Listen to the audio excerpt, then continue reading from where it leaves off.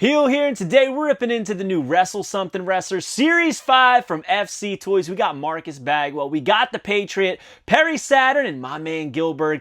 Loving the variety of this retro drop. It's going to be a good one.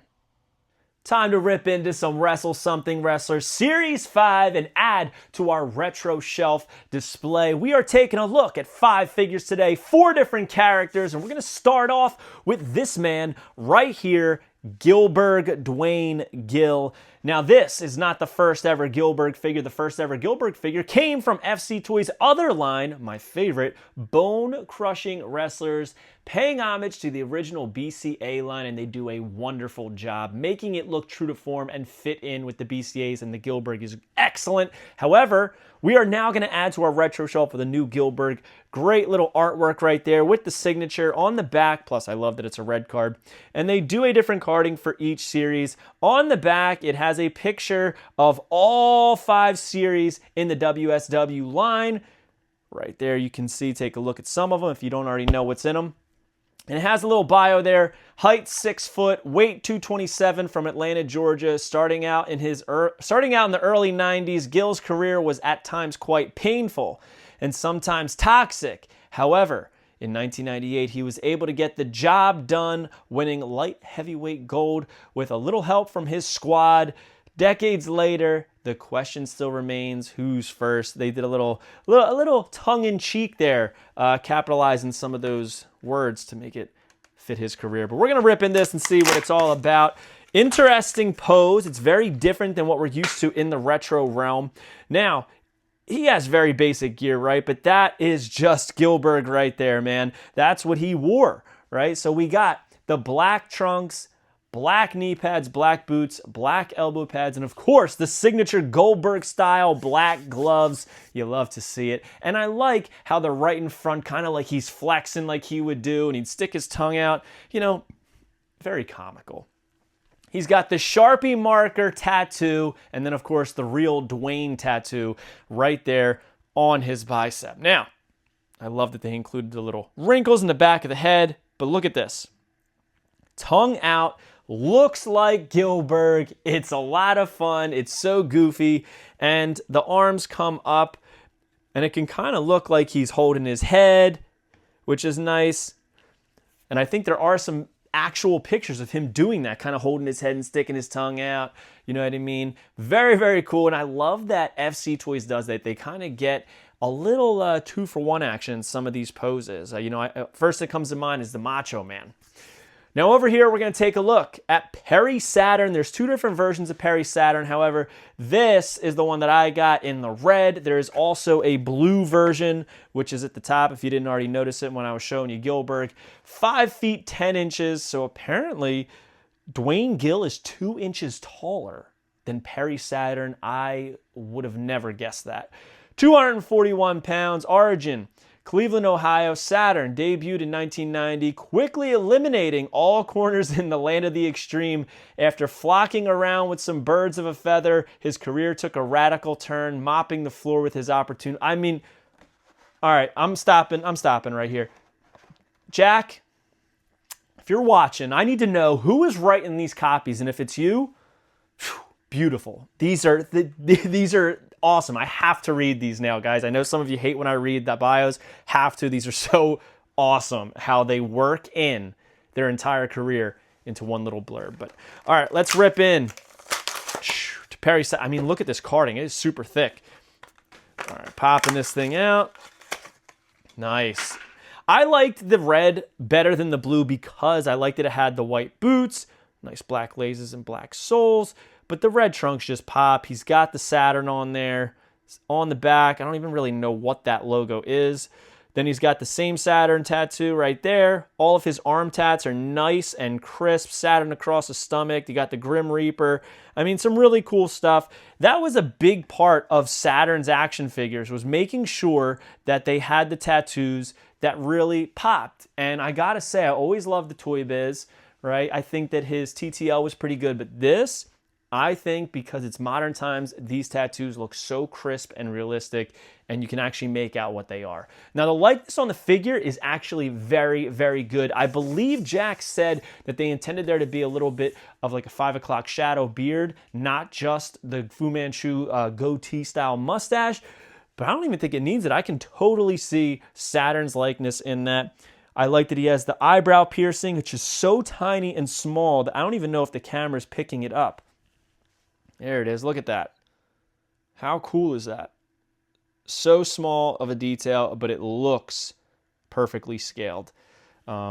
He's kind of in like what I would say is almost like a bushwhacker pose. If we're going to relate it to any of the poses from the original Hasbro line, which I like to do with some of these retros, that's the one I would say it's closest to. He's got a nice little shine on him, as he should. None of the articulation is too stiff. None of it's too loose. It's just right. So pretty cool. Going to put him over there. And next up, we're going to take a look at these Stars and Stripes. But which one are we going to do first? I think we got to do Buff. We got to do Marcus Bagwell. There he is, Marcus Alexander Bagwell, the first ever Marcus Alexander Bagwell figure. And I do think that he could have had a figure in the WCW early 90s from this tag team. Didn't. They won tag team gold. However, his first ever figure came from OSFTM in the Nitro Action ones. Not the best figure, but this likeness is spot on. I think I already said, man, this looks as if they scanned him. This might be one of their best head scans, or sculpts, I should say. We have all of the series, 6 feet 1 inches, so he is 1 inch taller than Gilberg, 245 pounds from Marietta, Georgia. Known for his playboy persona and buff physique, Marcus Bagwell took the wrestling world by storm in the 90s, teaming with the Patriot to form Stars and Stripes and capturing tag team gold. Very cool. Actually says goal. All right, let's rip into this. First ever Marcus Bagwell. I'm excited about this. I love different incarnations of guys' careers, and I was a big buff Bagwell fan in the late 90s, early 2000s, so this is pretty cool for me. Let's start off from the bottom. We got the Stars and Stripes all over the gear. The white boots, piped in the blue and the red with the stars on the side, white laces, American flag up and down. I mean, he looks absolutely jacked, or should I say buff. He's got his wrist tape there, but like I said, man, the sculpt on this is insane. Plus, I love that he has his little highlights in there, the blonde highlights, and they're so thin and small that it's almost like a mustard yellow blending in to the brown hair. The smile is just like Marcus Bagwell, or should I say buff. So this is very cool. I mean, we've never had a figure like this, so I am 1000% in on having Marcus Bagwell in the retro line. And now it's time to take a look at his tag team partner, who comes with an accessory, and I saved it for the end because I love accessories.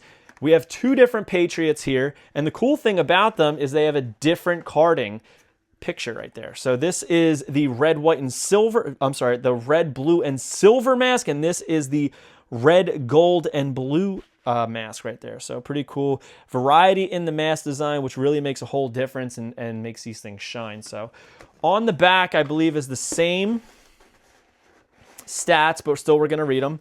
6 feet 5 inches, 275 pounds from Columbia, South Carolina.